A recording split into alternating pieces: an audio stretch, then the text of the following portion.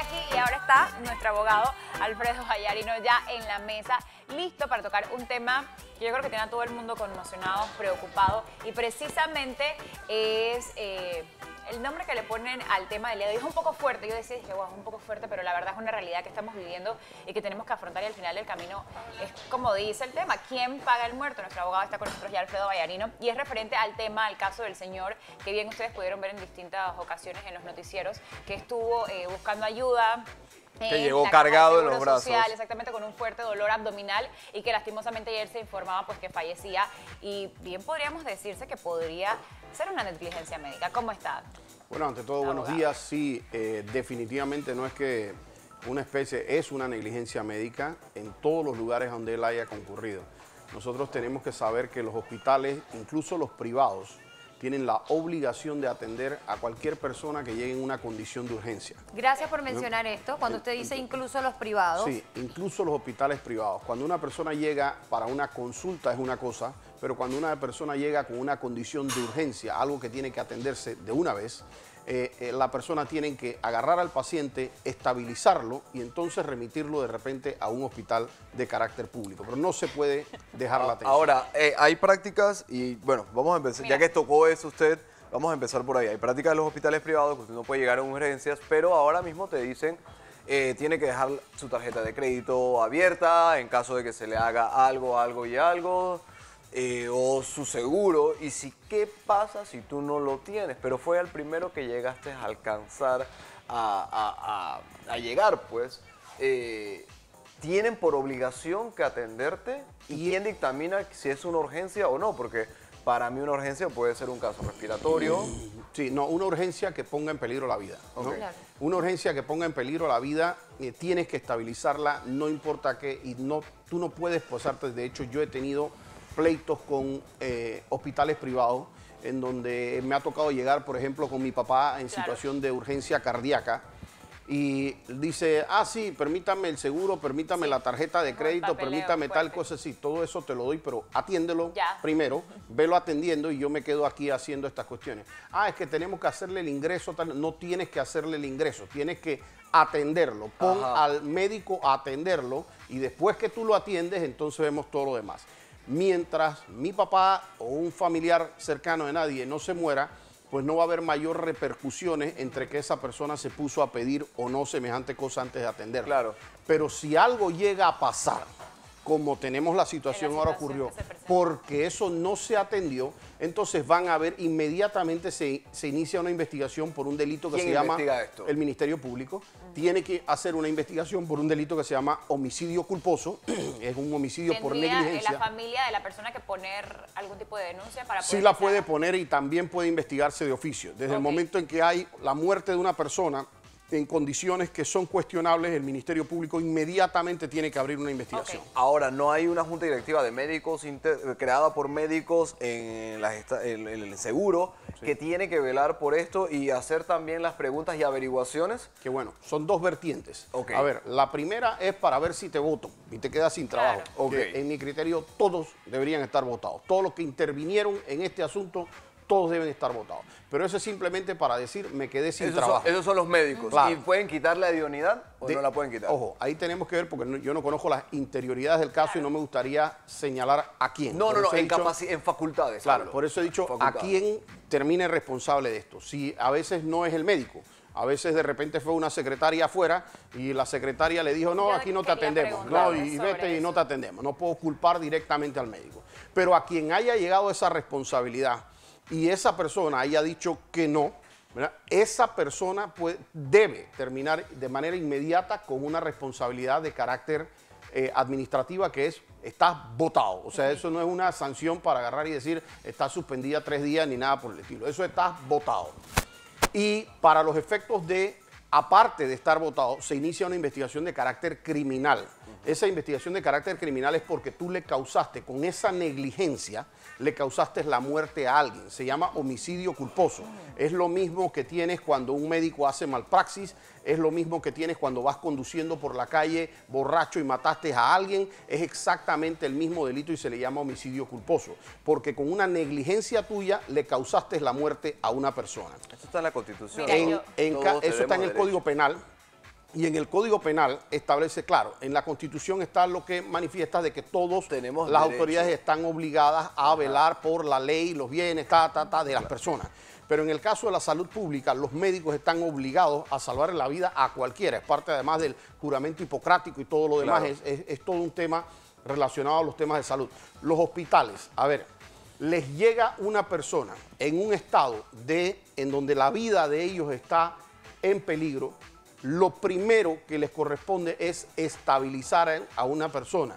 La persona viene en un accidente de tránsito, revísala, evalúala y ponla en una situación estabilizada. La realidad de los seguros social y de los hospitales que no son privados es que al menos que usted llegue en una condición crítica, física, visible, te pasan de inmediato urgencias, pero lo cierto es que si usted llega a una de estas entidades, el que ha tenido la oportunidad de ir sabrá que tienen papeles pegados por categorías de colores, una categoría roja, una categoría verde y una categoría amarilla. Según esa categoría, si el doctor te ve en urgencias, te posiciona en un área específica. No, usted está en la categoría verde, es decir, que te encuentras en que puedes esperar, exactamente, claro, y puedes esperar las 15 horas que sean necesarias mientras se desocupa uno de los otros médicos.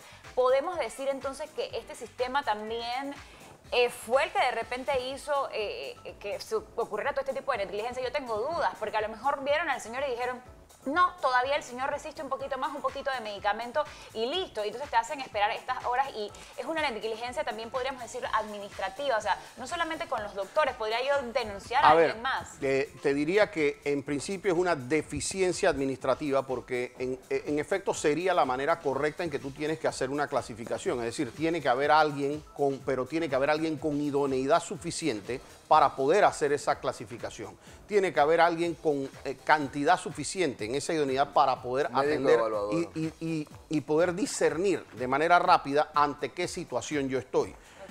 Hay parámetros médicos en donde la gente viene y te van tomando signos vitales, te van viendo los electros, viendo la presión, viendo todos los temas. Y eso es básicamente para que un médico pueda determinar si tú estás en una situación de urgencia. El problema lo estamos teniendo cuando ni te toman la presión, ni te toman los signos vitales, ni te nada más te miran así como cuando que no hacen su trabajo. Porque yo puedo tener un infarto y estarte hablando así mismo y tengo ahorita mismo el infarto, me está dando y tengo un dolor aquí y este dice, no, le duele la mano, ¿no? Le duele el brazo. No, no, gracias, tengo un infarto. Parece que estamos parece que estamos como totalmente arrestados por la mala administración que hemos tenido durante la Caja del Seguro Social por muchos años. Sí. Pero más me preocupa aún que, bueno, nosotros vimos las declaraciones del presidente actual donde dice que él trata 2 años de evitar huelgas y lo que me dice a mí es que sí, en parte puede ser, pues digamos que no ha tenido una buena administración, pero también es un tema bastante complicado poner orden allá adentro. Tener que mejorar este sistema que es deprimente y hasta las declaraciones del señor que cuando el noticiero lo entrevista no podía ni hablar y fue macabro, porque hay que llamarlo, fue macabro. Yo le voy a poner un ejemplo, mismo caso en 2 países totalmente distintos. Primer caso, estuve estudiando en Francia y yo siempre tenía un problema en el hombro que se me disloca. Me lo operé, me fui a estudiar, se me dislocó nuevamente allá, llego a un hospital, no tenía la capacidad económica en ese momento para todo lo que tenían que hacerme, e inmediatamente me intervienen, me duermen, cuando despierto y a las 4 o 5 horas me preguntan mis datos. Ya yo tenía alérgico a la penicilina, edad y demás, me preguntan mis datos y la capacidad de pago. No tenía capacidad de pago y me dijeron, vamos a establecerlo de esta manera. Ahora, vamos a hacerle un arreglo de pago, vamos a hacer mismo caso en Panamá, se me arregla el hombro, vuelve y se disloca. Acá en Panamá, esto me pasa en el antiguo complejo del IRRE, por acá por Osana, por el Rommel, por allá. Vale. Me vengo desde allá en mi auto porque la ambulancia no llegó. Con un hombro dislocado te queda aquí manejando. Y te bloquea la respiración. O sea, que prácticamente manejo hasta el de Villalucre, que es él, ¿me recuerdan? No sé. El de San Juan Tadeo. ¿Qué pasó? Manejo de... No hay nadie, no tienes a nadie. le dijeron, señor, aquí no tenemos a nadie, agarre su carro y vaya a otra clínica. Increíble. Voy al de Río Abajo, tampoco tenían a nadie que me metieran el hombro para atrás. Llego a la que está aquí enfrente y aquí fue donde me pudieron atender, después de haber pasado todos los filtros que usted me dice. Pero había pasado 1 hora y media y ya estaba en prácticamente estado de desmayo. Me gustaría porque decir tener el hombro algo, así no llega a la respiración. Y no recuerdo si el tema era con usted o algún otro especialista, fue con Katiuska Jul, que hablábamos, ella habla del tema legal en redes. Sí. Y es que hablamos del sistema, no se trata del sistema o las reglas están, sino que son las personas que conforman este sistema que hacen que no funcione de forma eficaz. Una vez, para compartir una experiencia y darle a usted la oportunidad de conversar, yo fui al Seguro Social, tenía yo 18 años y fue la última vez que hice uso del Seguro Social. Tenía un dolor de muela y una doctora, apellido Testa, no se me olvida, me dijo a mí de manera muy grosera que era imposible que a mí me dolía la muela. Yo había faltado al trabajo y había asistido allí desde las 5 de la mañana y esta dentista me dice a mí, pues que a mí era imposible que me doliera. Yo la acusé, llamé obviamente al director del centro de salud en ese momento y se tomaron medidas, porque tú como doctor tienes la obligación de atender a tu paciente, claro, no de discutir con tu paciente, faltarle respeto y decirle si le duele o no le duele algo. Lamentablemente en Panamá lo que tenemos son un montón de profesionales que no dan la talla, me perdonas. Hay un montón que obviamente la dan, pero hay un montón que no la dan.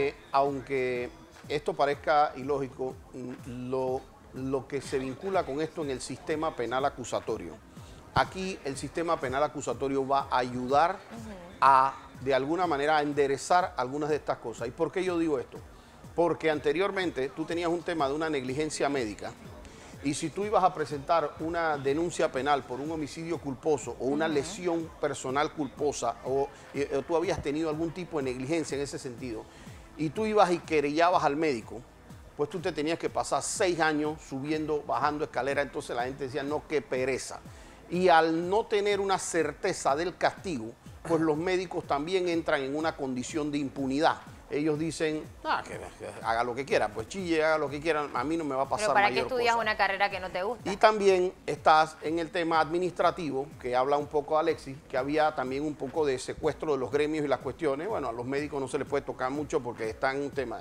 Y ojo, hay médicos muy buenos y de hecho me han salvado la vida a mí, así que no es que yo hablo mal de los médicos, pero hay sus unidades, claro, hay sus unidades que hay que poderlas supervisar. Y eso tiene que hacerse con una supervisión administrativa mucho más efectiva, la supervisión penal para casos como estos, que los van a tener condenados, si en 3 o 4 meses van a estar condenados esas personas.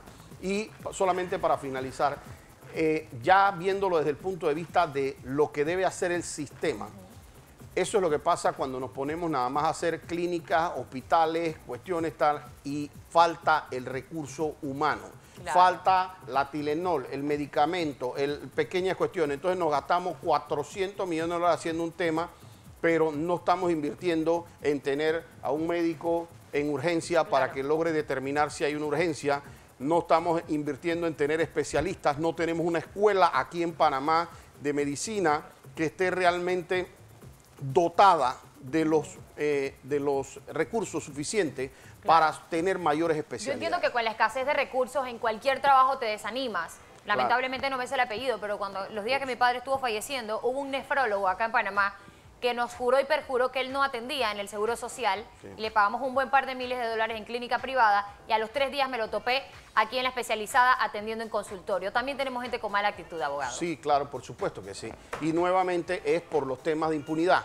Como esos temas los han podido salvar y salirse de la certeza del castigo de estas cosas, pues hay muchos que hacen lo que le da la santa y regala gana. Nuestro abogado Alfredo Vallarino hablando sobre este tema que es muy delicado. Yo creo que quería tantas cosas por preguntar. Yo creo que quedó el abogado como un colchón de tantas quejas que tenemos, y es que tenemos un sistema... Vine de psicólogo hoy. Sí, vino de psicólogo, y porque es que el sistema realmente es deficiente. Es triste que siendo un país tan pequeño tengamos estos problemas en esta escala, que a mí me parece impresionante. Pero bueno, en otra ocasión vamos a seguir hablando al respecto, y las personas que pongan sus denuncias y tienen que subir y bajar escaleras, y que exijan la responsabilidad, penal y civil los familiares de esta persona que no solo en este caso, lo hicieron, que los tengan que indemnizar también, ¿no? Exactamente, no solo en este caso, en todos los casos en los que usted sienta que ocurra negligencia, alce su voz y no se quede callado, porque usted puede hacer la diferencia y hacer que las cosas cambien como tienen que ser. Gracias, abogado, por estar con nosotros esta mañana.